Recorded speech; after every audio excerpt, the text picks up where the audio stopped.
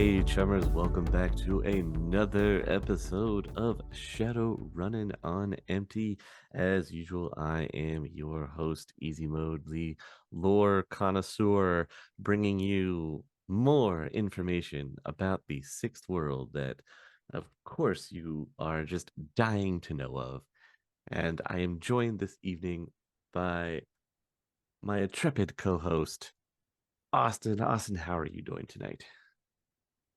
The lore connoisseur that we adore, who's got more in store than you could possibly anticipate. Oh, he was so close. He was We're so doing pretty good. close. We're doing good, Easy. We're doing good. I He's was so told far, right? you would preface this by saying, "Hey, we're going to talk about another shadowy organization tonight." At which point I responded, "So we're talking about an organization tonight."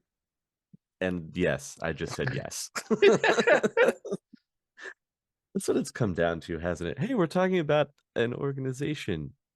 They're probably bad. They're probably bad. Well, this one is questionably gray. Ooh, okay. I like a little moral conundrum with my organizations. It really depends on, are you a fan of the United States? Um, Aspects, Or yes. or are you more of a, hey, let's just ride out this UCOS thing? Oh, you mean like the Yeah, OG like the United, like the, OG. oh, I see. The Okay. the 1776 gang. I gotcha. Those 50 nifty United States, as it were. Mm-hmm. Mm-hmm. Okay. Including those two that are always off to the side on the map. I'm looking at you at Alaska and Hawaii. Yeah, Alaska and Maine, get your shit together. Wait, is that not what we were talking about? No. Oh, oh, my bad. That's at the top. I mean, they're right there next to Canada. I could see how you get confused every once in a while. No offense to any of our listeners that are in Maine, but Yeah, sorry, Stephen King. true He's like the story. only person that lives there, right? Like I don't Can you name me one other famous person that's attached to Maine? Because literally the only one I could ever think of is Stephen King. That's the one that comes to my mind as well. All right, sick. Glad we're on the same page. Well, this organization has to operate in the shadows, isn't very well known, and actually ends up going by a lot of different names, but can all be tracked back to one particular group.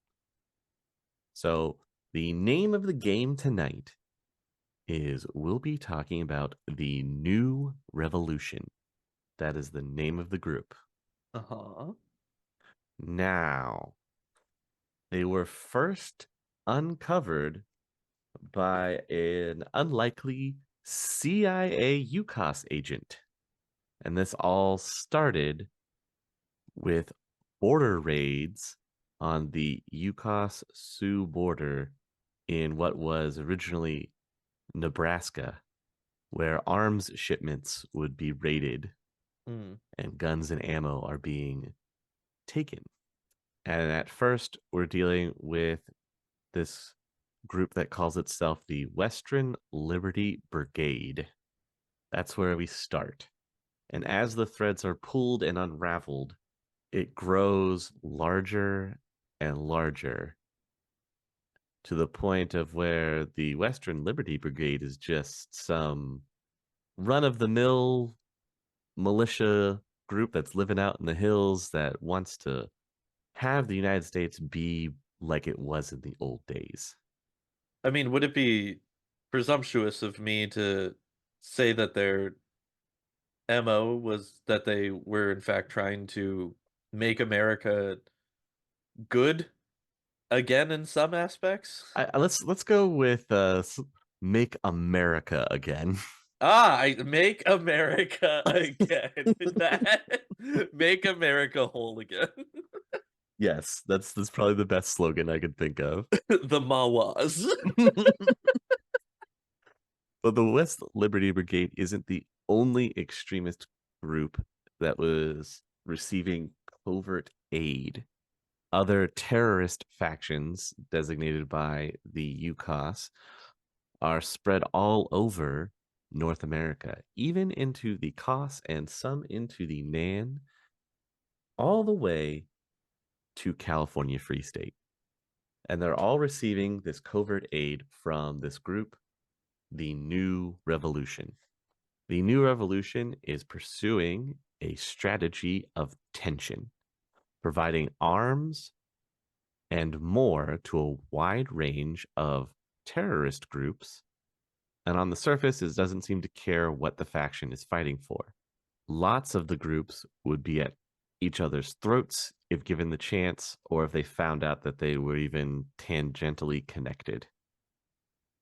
There's religious fundamentalists, metahuman extremists, neo fascists, anything as long as the terrorist group is fighting against an established government on the American continent. So as long as you're fighting against Cal Free State, the COS, the NAN, or the UCOS, then the New Revolution is there to help you with your mission. You just gotta sign up and get your badge. All you got to say is, this is what I'm against. Well, no worries, we'll get you the munitions that you need. So they can be in the New Revolution is so spread out, but it is technically centralized. They're just very, very covert about it. They're better than the Black Lodge at their covert tactics. That's fair. That's good to know. I mean, I don't see how they could have been worse, to be honest. I don't think we've met a worse covert organization. It's so overt, it's covert. Yeah, exactly. The best place to hide is in plain sight. Exactly. That's kind of the direction that the New Revolution takes. They are separated into different branches. You have the Reconstitution branch, you have the political branch, and you have the militia branch. Okay. So obviously, the militia branch is in charge of supporting the extremist, all the terrorists, the polyclubs, cults, militias, any other group that is ready to stir it up with any of the established governments. These groups end up just being pawns for the New Revolution to use in their game. So the New Revolution gives them funding, weapons, pay data, tactical advice, and any other kind of logistical support that they could muster together. Uh-huh. In return for all of this, they're expected to just go out and cause problems, random bombings, terror attacks, bio warfare, anything that escalates a sense of fear and chaos. Any group that does tend to be pro American sometimes gets a better share of the arms and advisors and are more in the loop, so to speak. Mm-hmm. Groups with a distinct political agenda are handled more carefully.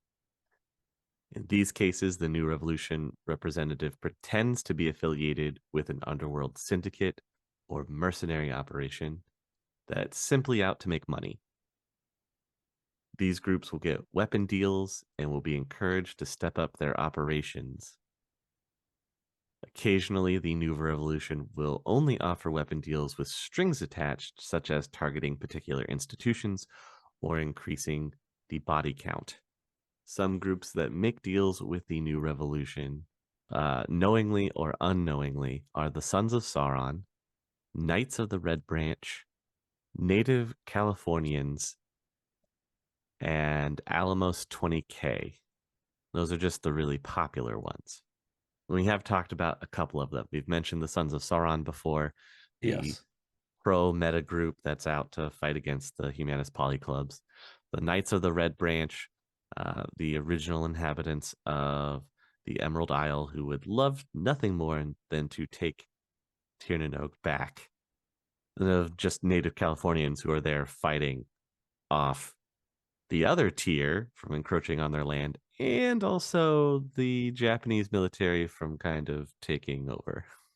In other cases, for the military branch, the new revolution takes advantage of its intelligence connections to either place or manipulate high level infiltrations. This would allow the agent to push a group towards a more pro unification stance. In some cases, the new revolution can control an entire group of dedicated political activists simply by keeping a tight grasp on the group's leadership. Luckily, the militia branch's operations are still small and very spread out. The new revolution is careful in providing aid to these extremist groups as it doesn't want to alert others outside of their conspiracy. That's how you keep a secret society secret. Who knew, right? Who knew? It's probably why they have not approached the Black Lodge. The extremist links are just one side of the militia branch's operations. The new revolution also has ties on the other side of the law in various law enforcement agencies, mostly in the UCOS and the COS. Law enforcement operatives can funnel arms and ammo to groups easily. Some law enforcement infiltrators also act as spies, getting the inside scoop on raids planned against factions and preventing them from doing any real harm. The militia branch has also wormed its way into some of the corporations. The aim of its corporate infiltration efforts is strictly logistical, getting what the new revolution needs for their troublemakers to go out and cause the chaos. So far, the new revolution has people on the inside of Lone Star and Ares, as well as Novatech and As Technology. So they're worming their way in to a lot of different corporations on a bunch of different levels, but this militia branch can operate pretty freely and evenly with itself Hmm. in being able to protect specific groups that it wants to cause havoc, funnel arms to them through the legitimate contacts of their corporate insiders and their law enforcement insiders as well. And if you're inside both Lone Star and Ares, that means that you have all of the law enforcement that will respond in some areas, because that's your Lone Star officers and Yeah. your Knight Errant. So anytime they hit someplace or are going to do a raid, and it would be a detriment to the new revolution, they've most likely moved everybody out or left some small useless part behind that can be afforded to be found out or taken down. Now, all this sounds very nebulous and spread out, right? Uh-huh. So, even though it is, or it seems that way, there is a figure of authority over the military branch that is simply referred to as the general. Oh, He is called the general simply because he favors wearing military fatigues. that's fair, I suppose. Hey, I mean, when you're the representative that's meeting with some of these extremist groups and you're giving them the military know-how or providing them with arms and munitions and logistics, seems like a pretty safe bet, right? I suppose so. I mean, is that all it takes to be able to call yourself a general, though? Like, because I've still got an old camo jacket in my closet right now. Like, if I go throw that on, could I just go down to my local VFW and tell them that I'm the third lieutenant and see what they say? Well, the general does usually have a small entourage that travels around with him. Uh, He was first spotted at this Nebraska branch for this one troublemaker outfit, the WLB, the Western Liberty Brigade. He's first noticed there. Okay. He has later been spotted in the South, particularly around the Atlanta area. And it's theorized that he could actually be a member of the Kos army. Ah, I see. No one knows for sure, but he has been seen in the vicinity of Fort McPherson, which is in Atlanta. So that means that they could potentially have cost backing through the army attaches that are there. Or at least through some of the members of the Kos military. Hmm. There is a theory in the shadows that the individual known as the general could actually be one Colonel Paul Jeffers, the senior foreign area officer for the UCOS embassy in Atlanta. Uh-huh. Prior to his diplomatic posting, Jeffers worked in special ops, and he's pretty critical of both the UCOS and the COS governments. Word on the street is that Jeffers was exiled to Atlanta 3 years ago because the brass didn't want him at the Pentagon. So this could be a reason why he's working with the new revolution, maybe feeling ostracized. Sometimes, you gotta just do it yourself. Like, That's true. One of the other candidates for the general is Major General Andrew Taylor, a native Texan, and has been pretty outspoken for increased Confederate involvement in North American affairs. I see. So, anybody that speaks loudly about wanting to buck the trends of the current government and the status quo Hmm. seem to hit or become targets as possible co-conspirators of the new revolution. I hope the Black Lodge is taking notes. This is how it's done. So that covers the military branch. Very straightforward. They're out there to train and provide aid to these extremist groups, but also worm their way into legitimate sides on both the corp and the law enforcement to be able to better support and coordinate.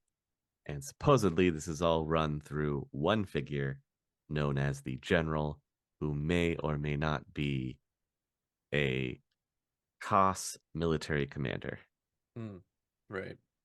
That brings us to the political branch, everybody's favorite. I do just want to say that I find it funny that or of the two potential leaders of that branch, that both of them are attached to the Kos military specifically. Well, one is in the embassy there, Hmm. who technically, I guess he would be UCOS. He's just stationed down in the COS. Oh, okay, I see. However, that still puts him near the COS military. So Right. I feel like my statement can still stand. No, valid. It's valid. No, no, fact check me. It's fine. I got it. So, like I said, that brings us to the political branch. And just as the New Revolution's militia branch incites external forces against the various governments of North America, the revolution's political branch works to undermine them from within.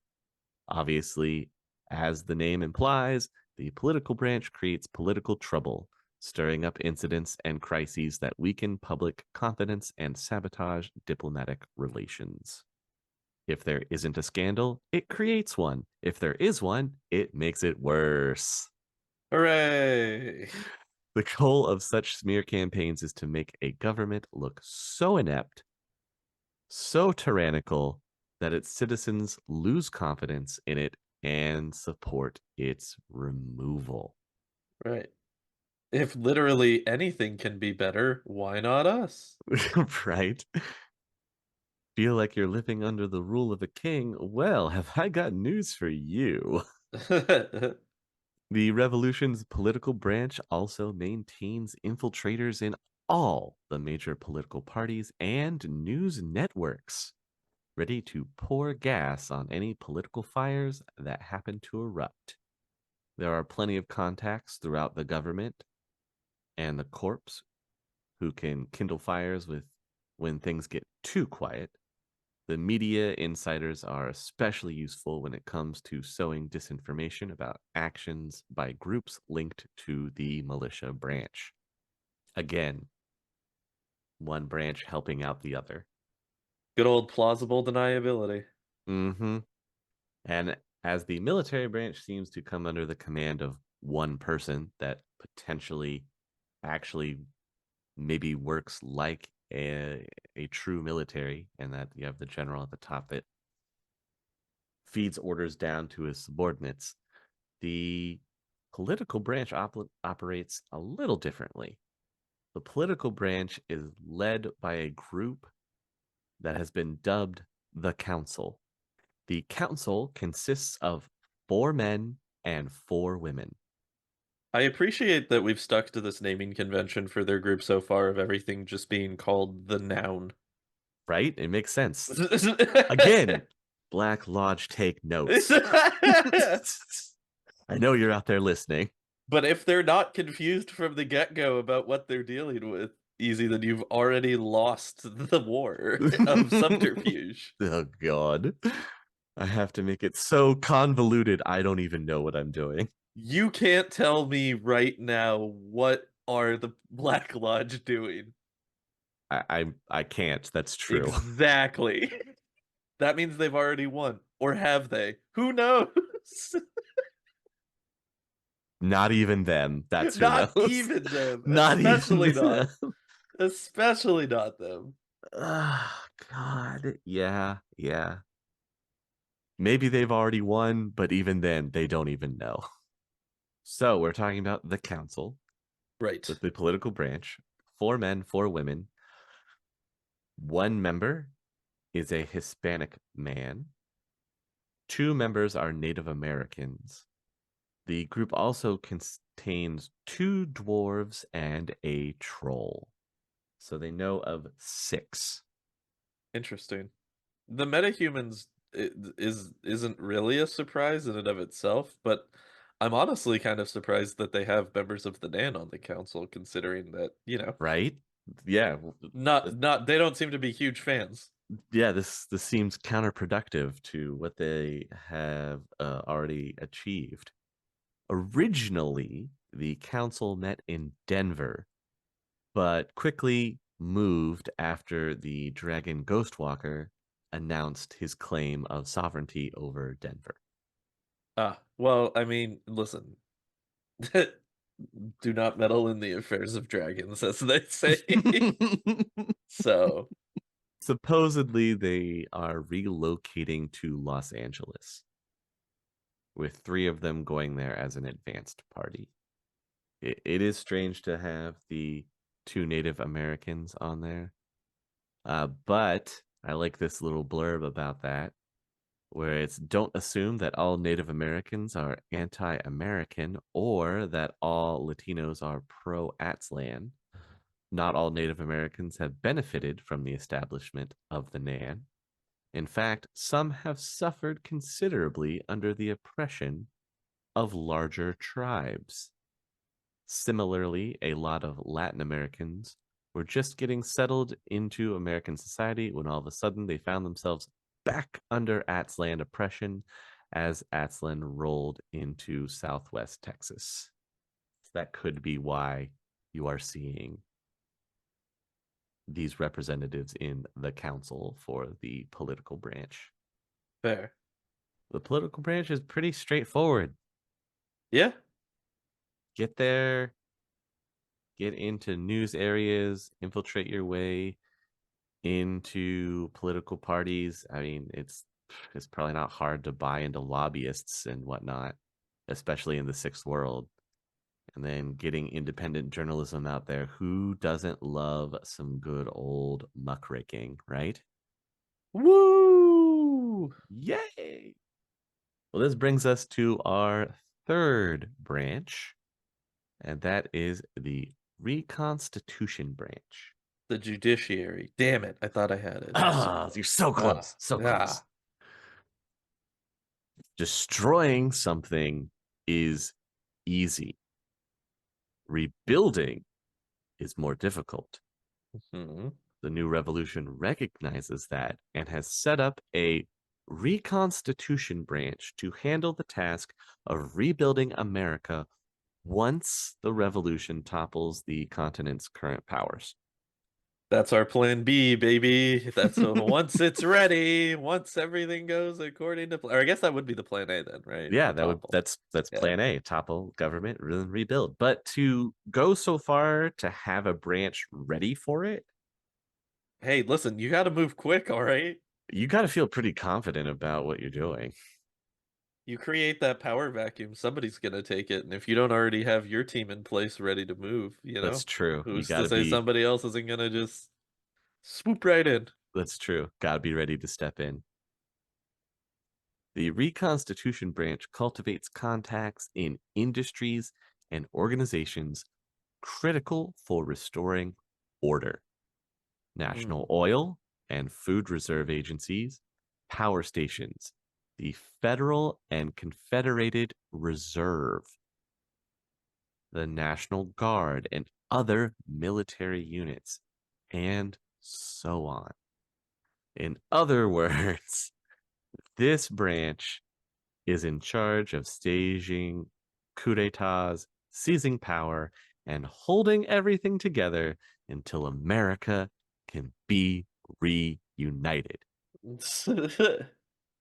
We'll just keep fanning the flame of discourse that's already here until we're ready to blow Yeah, it out and build something new. that's what they're there for. Jesus. There's rumors that the new revolution reconstitution branch even has contacts within some North American syndicates. Allegedly, one of the Boston Mafia Dons is a member of the New Revolution. These contacts provide the revolution with means to maintain control of critical emergency functions and restore order quickly in the event of civil unrest that they have most likely created. Yeah, that they themselves have instigated. Yes, exactly. Exactly, exactly. The Reconstitution branch also identifies key political, business, and military leaders who either sympathize with or oppose the revolution's goals. It recruits and assists those leaders who are sympathetic to the new revolution's cause, and those that aren't seem to disappear. They're either blackmailed, discredited, or permanently eliminated. If anybody asks, they moved to the UCOS and we never heard from them again. They decided to try their luck overseas and went to Europe. They moved to the California Free State. I heard that they live in a commune now. They wanted to, you know what? They went to a big farm up north. Yeah. He's got so much room to run around and play in and so many friends to keep him company there. He'll see all his buddies. He gets all the tummy scratches he wants.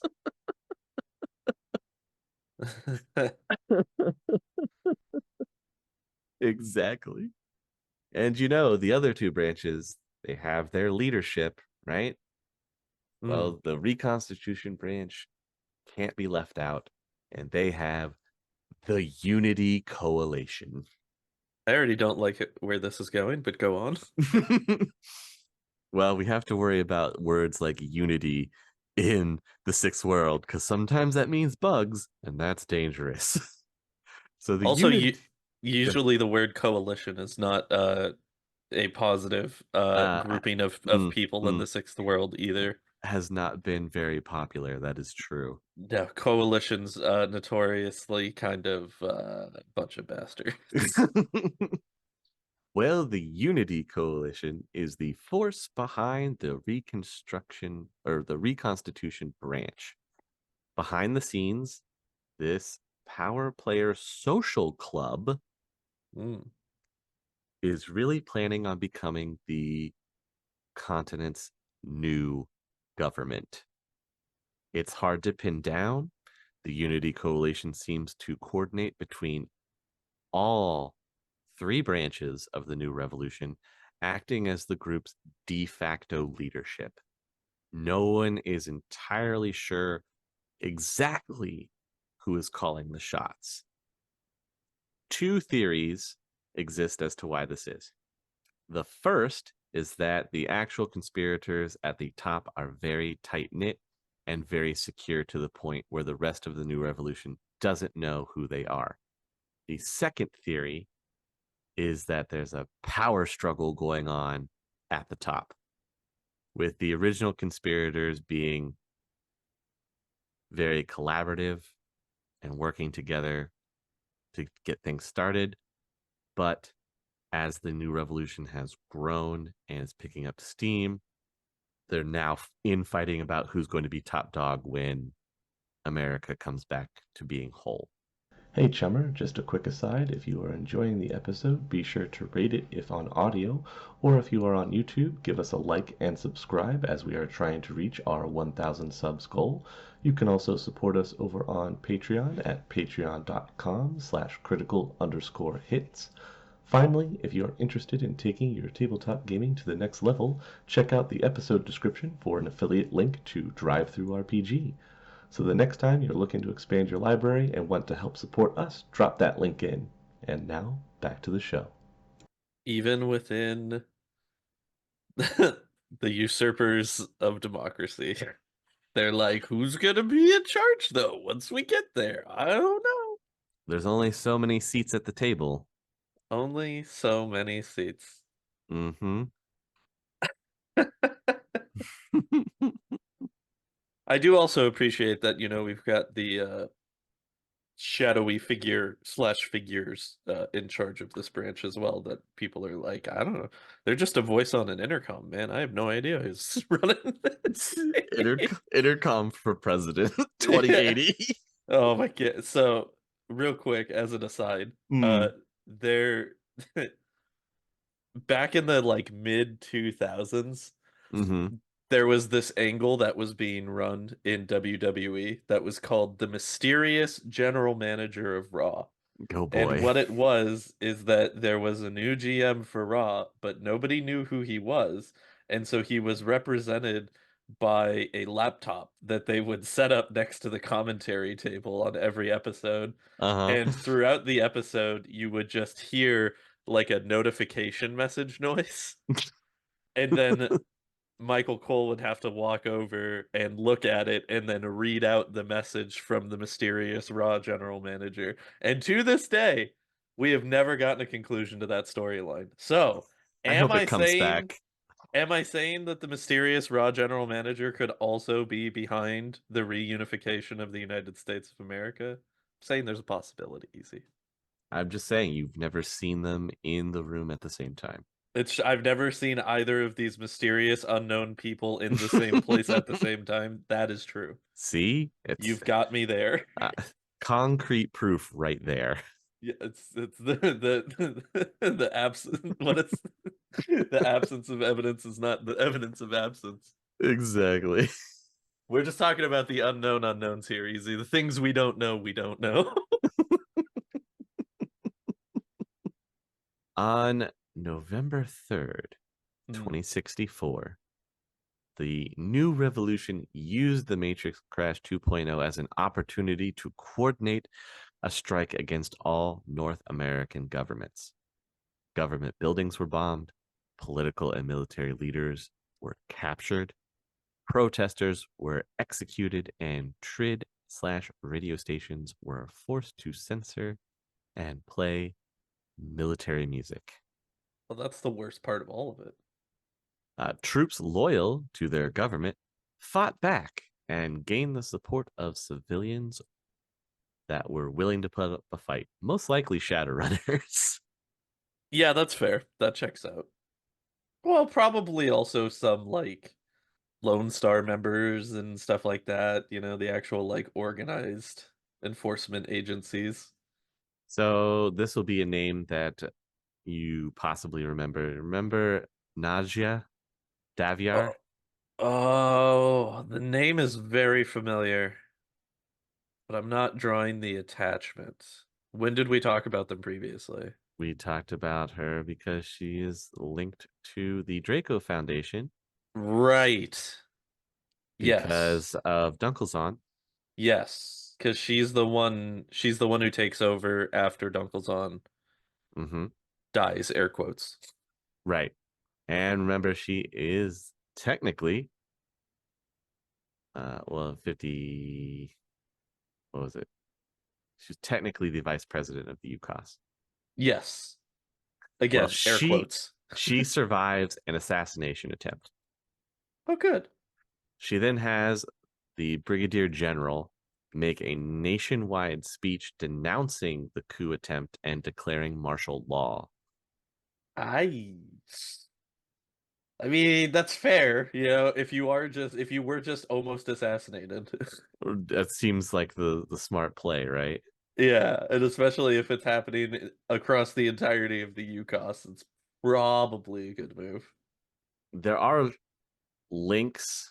Remember when we were talking about the military branches and how, or the military branch specifically, and how it like to stir up trouble and attach itself to far-leaning terrorist organizations that were out to cause havoc and chaos, right? Right. Well, there was one such group that's known as Alamos 20K, Uh-huh. and they're actually a group that we will talk about later, Okay. as there's a lot on them. Uh-huh. Just for the bare bones, they're a terrorist group that focuses on anti-metahuman agendas. Don't they always, Easy? Don't they They always? always do. Boy, don't they? Well, there's of course rumors and speculation that the new revolution has ties to Alamos 20K. And Mm-hmm. so, because of these alleged links, Alamos 20K is held responsible and prosecuted for the actions that the new revolution undertook during this time. Uh-huh. I So see. the UCOS goes after Alamos 20K because they they're still not aware of the new revolution. Right. I mean, when you've got a hate group like that, they're pretty good to be the scapegoats for anything that you don't want your shadowy secret organization to be actually tied to. Mm-hmm. Because then you can just go, yeah, those fucking weirdos did it, man. I don't know what to tell you. Well, exactly. This was a failed coup attempt, but it did still have a profound impact on the political landscape of both the UCOS and the Sioux Nation. Hmm. But not the cost itself. Interesting. Hmm. No, they only acted against the UCOS trying to overthrow. So it's like, trying to, if they topple one, Yeah, the then it'd be domino. like a domino effect and it Right. spread. That's Yep. what they were hoping for. However, Uh-huh. backfired. Crash 2.0 didn't quite work the way they wanted it to. Although you have to think that maybe they survived, or the UCOS survived Crash 2.0 a little bit better Hmm. because of the reconstitution branch trying to put fail safes in place, being ready for such an eventuality as some kind of, I don't know, big event that causes mass destruction Right. and chaos. And so the branch steps in ready with the support structure that they've already been cultivating to make sure that they can mitigate the damage. I see. But somebody's got to take the blame. Uh-huh. And this is why you partner with these extremist groups so you can effectively throw them under the bus and keep your shadowy organization a shadowy organization. Blame it on the racists. They're really, really great to blame things on. Hey, listen, nobody's gonna think twice. What? The horrible, horrible anti-meta human group is responsible? Let's get them. Yeah, this hate group, yeah, I believe that they're responsible for all of this. Why would they not be? Uh, Yeah, I've put off talking about Alamos 20K because they are probably the worst one that exists in the sixth world when we oh, talk fun. about them. Oh, good. That's a high bar. That's a high bar to It clear. is. It is. Oh, Especially with their leadership. oh boy. Yeah, yeah. Like I said, we'll get there and just buckle in because oh boy, it's not good. Okay, it's just they are the worst. I'd say I'd put them at the worst anti-metahuman, so the worst humanist group that exists in the Hmm, sixth world. fair. I mean, you've got to have your bad guys, right? Hey, everybody loves to have a good bad guy to hate.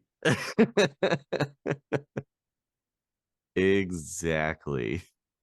That is the whole plot behind the whole new revolution and what it is that they hope to accomplish. They've only had Okay. one notable attempt, obviously, that was with the Crash 2.0. Right. But who knows if we'll see them again in the future? Um, Always lurking. they are always lurking. They're a threat still. The new revolution still exists all the way into the current timeline of the 2080s. It's just I don't think anything's been done with them in the meta plot Yeah. for a while. So, there's lots of things that can be touched on again that just kind of fall through the cracks, and I feel like this is definitely one of them. Yeah. I mean, to be fair though, they also do kind of exist as this entity that leads itself to just kind of permanently be in the shadows anyway. Hmm. So they're always available as a fallback plan for any time that they want to bust it out for story purposes. But I kind of feel like unless they're gonna do something major with them again, like that's probably where they exist best Hmm. at least at this point. Because having the ever present, uh shadowy organization is always the more fun route to go because then you're like, well, they could be doing anything at any time, Exactly. anywhere. Yeah. It is also noted here that for the reconstitution branch, one of the themes for them, if you choose to use them in your Shadowrun games, Uh-huh. is their branch is silencing the opposition. Those who oppose the new revolution, or even those who know too much, are a Uh, threat and must be dealt with permanently. In this see, and role, the reconstitution branch acts as the new revolution's secret police. I mean, even within that, that's way more interesting because at this point, their entire like MO is just continue to exist, Hmm. but don't let anybody know that we do until the time is right. Right, as we build our power base and wait for another event to where we think that we can succeed in a massive coup d'etat. Right. Yeah, So, yeah, I think it works out. definitely. The final theme for the reconstitution branch is internal division. When the new USA is created, someone gets crowned president, and the new revolution has not yet decided who that is. Well, obviously they'll just vote for it, right? You would hope so, but you would want to have your government set up already to immediately step in because it would be too difficult to organize a vote after mass riots and chaos. So you want your political party to step in, already assembled, ready to run the show until you can provide those free elections. See, that's how they always start it though. And then the guy that they put in place as the placeholder goes, but I'm already here. Mm. So what if I just stayed? Well, that's why you're divided in the reconstitution branch, because you have to find that person that's willing to step into the power vacuum, put everything in order, and then be okay with stepping down. And that's hard to find in the sixth world. Yep. One of the final notes for the reconstitution branch is one of the prime contenders for the role of who is going to be the new US president Mm. is someone that's referred to as the senator. Okay.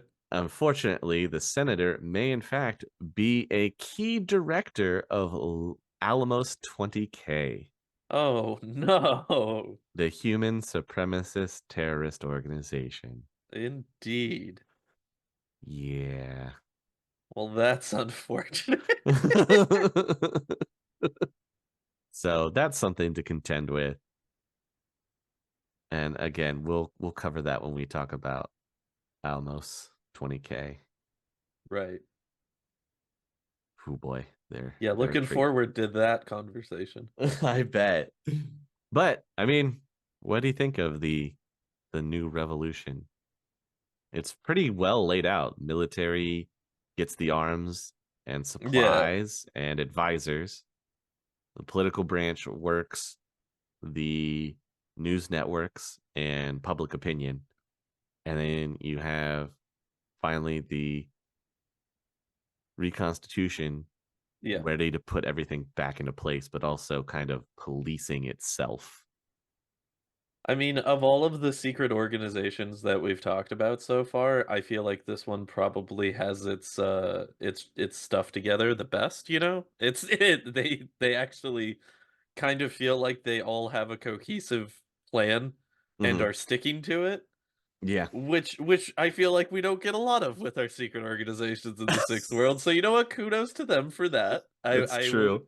I gotta give them credit on that. Especially with Uh, three different branches, right? Usually you'd have yeah. one of them plotting against the others. Hey, listen, have we not proven easy how successful a three branch system can be here? Come on. Come on. Yeah, we're trying to bring it back, obviously. Yeah, it worked so well once Mm-hmm. that before the inevitable downfall of all of it, we're just gonna do it again, but we're gonna do it better this time. It'll be okay. Don't worry. This time it's different. Can't tell you how. Just trust that it We're is. not going to put people in concentration camps, which is what they did. That's, you know, that's a step in the I don't know, man. If the person who's supposed to be in charge is part of Alamos 20K. I don't know that we can make that guarantee. Well, look, they already got thrown under the bus, and Alamos 20K is effectively kind of run out of the mainstream by now they're being prosecuted by the the UCOS government. So if you claim to be a member after 2064, then you are a wanted terrorist. See, that's exactly what they want you to think, Easy, that they've been run out of town. That's exactly what they want you to I'm think. falling for that political branch Hmm. idealists right there. They Yeah, got me. the propaganda machine has worked once again. Are they gone? Nobody really knows. Uh, I will agree that of all of the secret societies that we've talked about so far, Uh-huh. this is definitely one of the only ones that successfully flies under the radar. Yeah, for sure. And like has a plan and is kind of set for it. They're just waiting, you know? Like Yeah. it always seems like every other secret organization has like either illogical or irrational plans of like this is our way to take over control. And I will say, as much shit as we have talked this episode about the Black Lodge, they Hmm. do probably have like the second best formation in terms of like dropping their representatives into politics and having, you know, the puppet master strings all over Hmm. regarding their network. But in terms of like actual ability, it feels like these guys are probably at least a couple steps ahead still in Mhm. every other regard. Uh, I have to say that I feel like the reason that we have these shortcomings for these other shadowy secret organizations that we've talked about is because they've all been focused on world domination. Right. They want to take over the world, or they want to implement to where they're on the top of the world and controlling everything. The new revolution just wants the USA back. That's it. Yeah. Yeah, Their man. plan stops there, Smaller scale is easier to achieve. right? Believe it, achieve it. Yeah, exactly. That's probably why they're more successful, is because they're not globally spanning. Yeah. See, listen, this is why Doctor Doom is the most successful Marvel villain. Oh yeah, 100% agree. He's like world domination? Nah. I already have my own country, Mm-hmm. and I'm as good of a magician as the Sorcerer Supreme. I just want to do my stuff, and y'all can leave me alone and just let me be Doom. And it's like, you know what? For the most part, that's an agreed upon stance. I'll see you later. Look, all I'm saying is that at one point he did win. He definitely won the hardest at one point for sure. Yggdrasil never looked so good. Mm-hmm. Mm-hmm. Very true. That's for all the Marvel fans out there. There you go. But that's the key. The key is global dominance. What do you want to do with the globe once you take it over too? Come on now. Set your ambitions into a more realistic scope. If you took over the planet, what would you do with it? What are you gonna do with it at that point? What's the point? Hey, that's a good question. Let's put that out to our listeners. If you were to accomplish Uh-huh. world domination, Yeah, what what would do be you your do first? next? Yeah, yeah, What do you do what's next? next on the docket? Like at that point, you just gotcha, I win. The moon? I, Maybe? there are planets out there to be colonized. I guess that's the next step. And then we end up with a whole situation of the expanse. Yeah. That's where we go to next. I was gonna say we get into a total recall scenario, but the You expanse know is what? also good. That's also good. That's pretty close. It's one of those two Yeah. scenarios, and the original Total Recall is what we're talking about, where they go to Mars, not the. Easy, nobody's ever watched that. Nobody's ever watched the I remake of just Total Recall. look. Not one single human being has ever seen that movie. I just had to put it out in case someone had a No. fever dream where they're like, "Wait, maybe I did watch that or didn't dream that it was awful." Just say, just saying, for those of us that have had that fever dream. We're talking about the one with Quado, okay? That's what we're talking about. If you don't got a Quado, I don't want it. Oh God.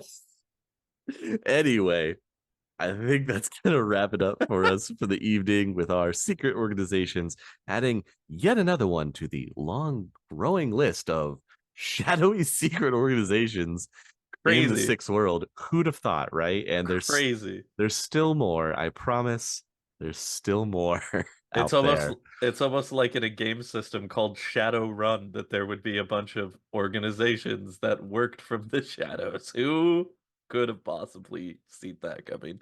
That is just crazy coincidence. Crazy random happenstance. I don't know how you could see it any other way. Unless He says with heavy sarcasm. Well, I guess my final question for you, Austin, is Hmm. do you support the new revolutionaries or you just want to keep the status quo? I don't know, man. To be honest, like so okay, looking at this from a far view perspective, right? Mm-hmm. If the new revolutionaries' plan is to reform the United States, then does that mean that they want just the COS, the UCOS, and California Free State to be reintegrated, or they're also wanting to retake all of the Nan land as well? The because entire United States back the way it was. yeah, see, I just don't think that that's gonna happen, man. That's like Oh, a it's war. it's That's a like a very war lofty on. goal. That's a war on 5 fronts that you're not gonna win. Like, and then as soon as you go after the California Free State, then Japan's pissed at you as well. So, Well, like, we'll get to that as well uh-huh, in the lore, but as a little bit of glimpse into the future uh-huh. or that uh Japan by the 2070s has pulled support from Cal Free State. Oh, okay. So is no longer an imperial state. Yeah. However, that being said, one entrenched General Saito does not go quietly into the night. Yes, we've previously mentioned General Saito. Yes, so that will be a topic for the future. So it leans towards the possibility that they could. Yeah. I don't I think based on everything that we've known about the way that the world is being operated as well within the sixth world, Mm-hmm. I just don't see a possibility of how they pull it off. Because even if land masses aside in terms of the actual places that you need to take over, Mm-hmm. you're talking about then also going to war with the territoriality land owned by the megacorps. Yeah. Because, like, what are they gonna do? Just skip the Seattle Metroplex? Like, Well, no. so to play the devil's advocate in that Uh-huh. situation, the way it works is you are going to run your political branch and your reconstructionist branch, and you're going to do a bunch of back alley deals to set up Hmm. to guarantee extraterritoriality for some of these corporations and their holdings within the reformed United States. I don't see that going well, you know? Oh, Like I I see it I as constantly being a back and forth thing. yeah, I just don't see. If you want to bring the US back to the way that it was, Uh-huh. one, it's too far gone to get it back to original. Like Right. there's no way. Yeah. The best you can hope for is to bring back most of the territory under your control, reunite the Kos and Yukos, and then any of the Nan territory that you do end up taking over, if I am in the new revolutionist camp, then I'm ceding some of that land, and I mean like decent portions over it to the corporate sector, declaring it extraterritorial, and then letting them fight the border war to hold their new extraterritorial status. Mm, I see. Make it their problem. While I rebuild my power base and in the newly reformed states and come up with a way to then keep them in check. Yeah. No, that's fair. I mean, that's not a bad move. Then it keeps the two biggest players out of your hair while you're just doing all of your stuff in the background with each Mm-hmm. other. Yes. So that's not a bad way to go about it. I just still think that the problem is that there's too many moving pieces to be able to account for every possibility to go in your favor. Oh yeah, there's plenty that can go wrong or get messed up. So And probably will. and probably will. That's why they haven't succeeded yet. Yeah. So I mean, that's where we got to leave it right there. Yeah, I think I'm pro sixth world as it is here. I don't think we need the United States back. It works so Yeah. far. Yeah, so far. Good enough. And you know what? I'll take it in the sixth I'll world take at this it. point, man. In the sixth world with everything that's going on, I'll take a good enough. Yeah, good enough's a big W, the Well, sixth world. we'll see how you feel when we get to the rest of the East Coast and talk about New York and the state the Cal Free State and the megaplex of the Federated District of Columbia. I'm sure that nothing bad has ever happened in either of those locations. Yeah, of course not. No. But we'll get to that in the future. Right now, you guys, let us know. Come and speak to us in our Discord. Give us your thoughts. Are you pro new revolutionists, or are you happy with the way the Sixth World is going? What would be your plot in taking over the continent of North America?